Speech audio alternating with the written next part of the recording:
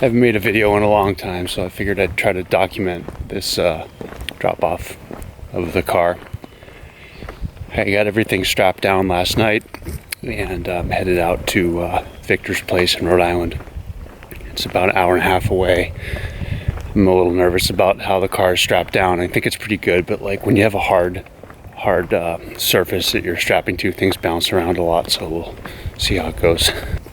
These are like the air jack tube dollies crossed.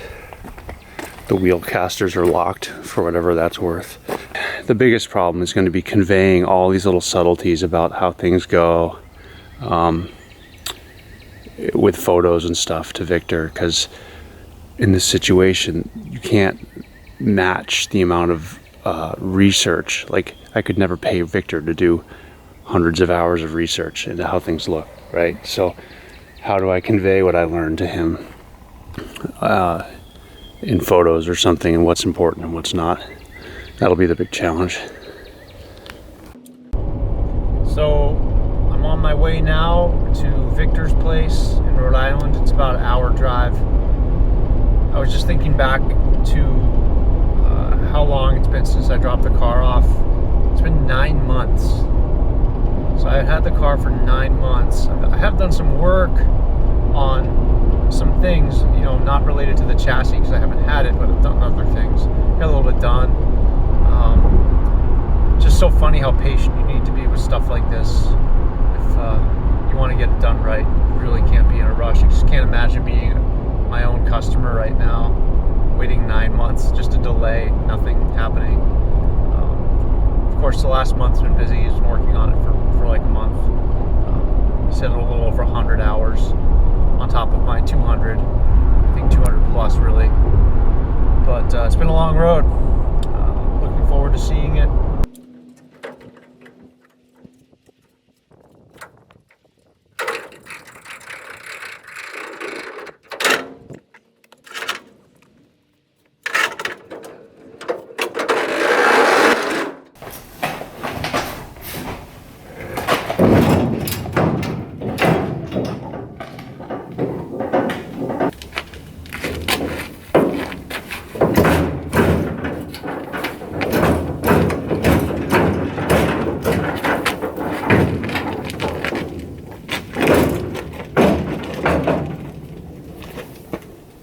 Want to take a walk around here to show everybody the cage.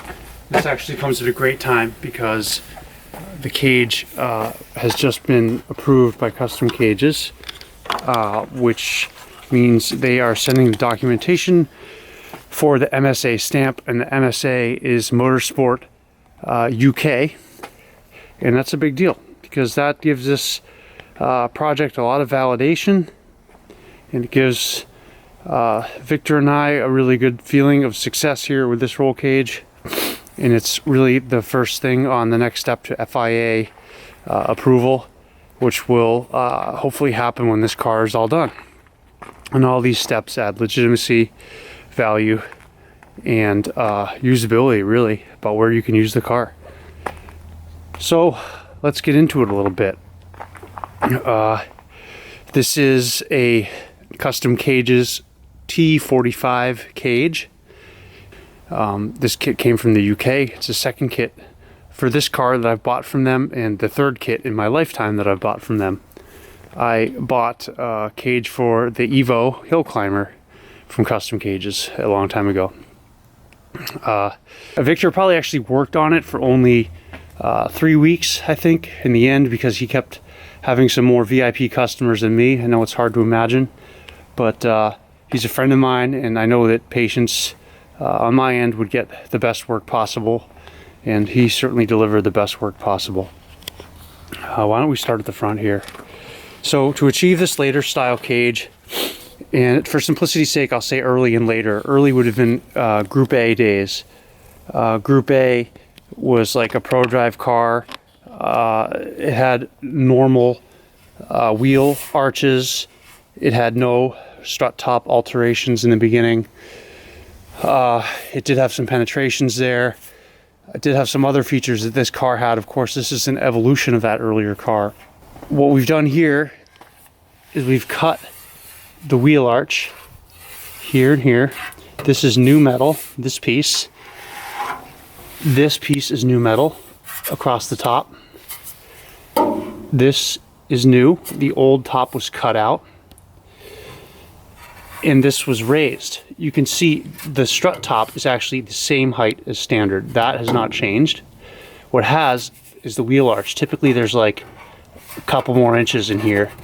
We've taken this to the max.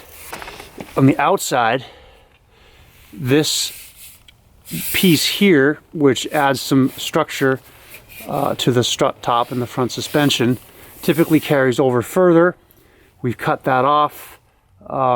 Victor actually cut it out and then brazed it back on because he did some really nice patchwork back here to seal up the firewall. We have a penetration going down to the floor plate by the driver's foot down there. And you'll notice that he welded both sides of that cap on, so there's no chance that gravel or water or anything will get in underneath this cap. Typically people just stitch weld across the top. This has been welded all the way. One thing I still have to do before I get the car painted is cut this lip off here. And all this front end work is in the name of getting that 18-inch wheel as high as you can in here, maintaining suspension travel and maintaining the arc when you're turning the wheel so nothing hits. This cage was all TIG welded, and all of the metal work was TIG welded too, except the filler metal is silicon bronze for the sheet metal instead of steel for the actual structural welding. Some cool stuff Victor did too. You look in there, this patch. I don't know how he got into some of these places, but he did it. This roof panel was the subject of a lot of discussion and a lot of work. This is from a base model car. These are very hard to find. Typically you can get them on a Euro 316 or some 318. Many people in the US do a patch panel on the sunroof. If they do a good job, they blend it in.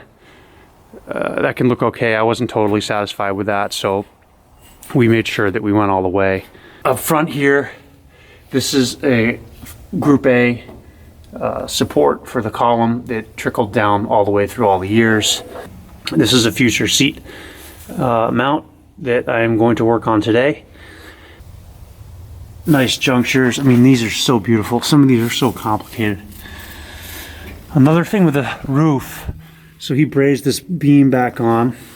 You'll get a little dab of this vibration absorbing silicone in here when we paint it, so it doesn't drone like that. He was able to weld the cage in with the roof off, which was really nice, and then he installed the roof after. Some reinforcement gussets, reinforcement to the top of the windshield, and across the other side. You might remember that rusty yellow car that I had here. This panel came off that car,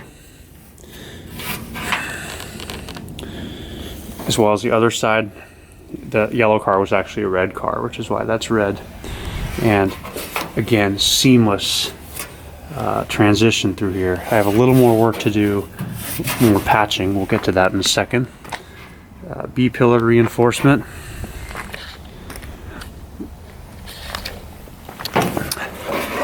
If you see that stitch across the roof, there's little tiny spot welds. What he did was super trick. I gave him all these photos of how people were grafting roof skins on.